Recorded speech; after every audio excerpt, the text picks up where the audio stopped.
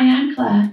Hi, I'm Jen. We're both senior psychotherapists. We're from Cheshire and Merseyside Resilience Hub. And we're here to talk to you in this video today about the window of tolerance. So the window of tolerance is a really helpful concept to think about when we're thinking about somebody who's experienced a traumatic event. The window of tolerance is a way of looking at the soothe response and how we can help people to reduce the impact of the fight, flight, freeze or appease, which happens when they're feeling distressed, and their trauma response is to protect and survive. Mm-hmm. So the window of tolerance is a theory that we use in a few trauma therapies such as EMDR and trauma-focused CBT. When we think about the window of tolerance, it can be helpful to understand what that concept means. So when we're talking about window of tolerance, we're talking about the position we want the brain to be functioning in. We often use it with our hands, where we feel most of our calm and connected. When we're inside that window of tolerance, our brain's able to adapt and update information that's already stored within it or is in the process of being processed to be stored. Basically, when we're in the window of tolerance, our brain can learn from the past experiences and make new decisions and update information that we already have. Mm-hmm. The window of tolerance, when we're there, we feel most connected, we feel grounded and connected to the present, we can feel calm, we can be rational, we can think through situations, and we can use our logical or our thinking brain. Okay. And within that window then, do we have no emotions, or is there still lots of emotions present? There's still emotion present, but emotion probably is within a manageable scale. We don't have the extremes. We're not kind of working to extreme high emotions or extreme lows. We're sitting within the window, which is within the middle. The window of tolerance could be called the mid-ground, really. Yeah. Okay. So I'm going to talk about when we kind of go outside that window. Mm-hmm. So if we're thinking about that window of tolerance, that bit that's tolerable, it's possible for us to do processing or possible for us to sit in that calm place. Yeah. If we're above that window, if we're outside of our window of tolerance, that's where we say we're kind of hyper-aroused. Okay.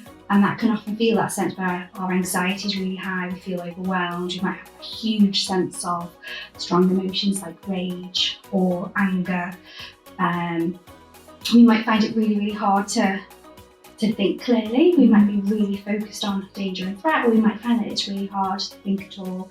So if we're outside that window, that's often when we might notice that we feel we might want to back away from whatever we're doing. It feels too big, it's too overwhelming. Yeah. And within the therapies that we're looking at, often what we're doing is trying to get people back inside that window of tolerance, back into that place that feels tolerable. Mm-hmm. And what kind of ways might you bring somebody out of hyperarousal back into that window of tolerance? Back into that window. So some of the things we might do are kind of grounding, so bringing people back into the present, so anchoring our feet into the floor, our bum on the seat, connecting with the world that we're around, so we can see that where we are right now is safe and we're here in the present. We're not in the past, and also we're not in that feared future, but we're right here in the now. Mm-hmm. Sometimes if we're outside of our window of tolerance, people might say things to us. You're okay, you're here, have a drink of water, I'm with you. And they might be things that we might do in therapy to let people know that we're here with you, that we're in a safe space. Sounds, all of our senses are a really good way of bringing us back to the now. We only breathe in the present. So things like breathing, moving, smells and sounds. So we might clap, we might do things like that in therapy to just bring us back into the room. Just like now there is a loud bang, we'd stop and we'd hear it. Mm-hmm. So our senses are really good ways of bringing us back into that window of tolerance. Okay. And as you said, we can go above the window of tolerance into hyperarousal. We can also drop below it into hyperarousal. Mm-hmm. So that is sometimes when we sometimes call it the freeze response, when we feel like we haven't got any capability to move, to act, to have any affect, so we don't really notice emotion. We can feel quite dysregulated or disconnected. People might experience something called dissociation, where they're not quite connected to the body. Mm-hmm. The freeze response also can feel a bit more depressive in symptoms, so low energy, low motivation, not really engaging in activity and connecting with people around you. So again, like the hyperarousal, when we're in hypoarousal, we want to try and bring people back into the window of tolerance. Mm-hmm. And to do that is probably quite opposite.